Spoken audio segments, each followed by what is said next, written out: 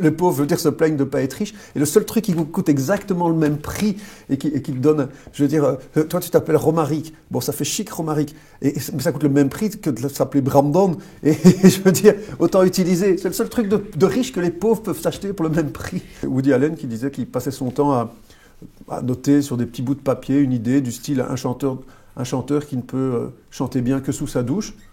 Et il le met dans une boîte, et puis ça se retrouve, ça devient une scène d'un film qu'il fait parce qu'il prend tous ces papiers et il regarde. Et moi, c'est ce que je fais, en fait, je note plein d'idées comme ça. Alors ça peut être un calembour, je sais pas, l'autre jour j'ai noté les cow-boys et les hindous.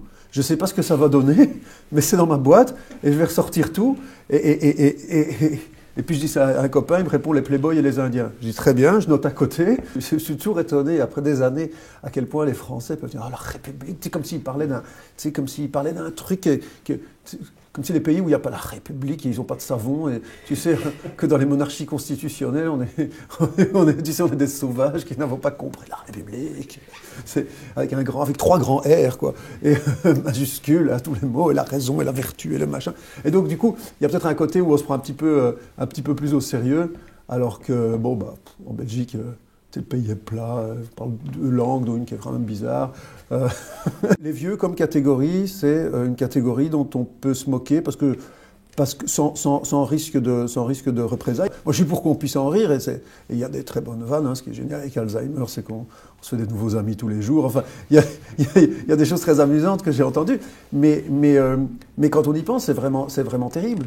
Ça me paraît sans doute plus terrible que bien des choses sur lesquelles les gens s'offusquent, qui n'ont pas vécu, qui ne vivront jamais. Moi-même, je suis athée, mais j'ai arrêté de me moquer spécifiquement des croyants parce que je trouve que les athées sont aussi cons. Le nombre de gens qui te disent « Ah non, mais attends, je suis pas superstitieux, je vais pas croire un mec qui marche sur l'eau. » Et puis ils vont lire leur horoscope, va te faire enculer. Qu'est-ce que tu veux? Qu'est-ce que ça veut dire?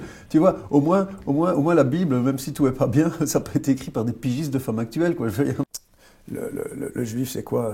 Il n'est pas si riche que ça. C'est le docteur Goldman, il a 3 cliniques de chirurgie esthétique. Le vrai riche, c'est Mohamed Ben Salman qui a 7000 puits de pétrole. Moi, je dis, si tu es arabe et que tu n'as pas fait d'implant capillaire, mais que tu as une voiture, tu as été beaucoup plus exploité par un arabe que par un juif.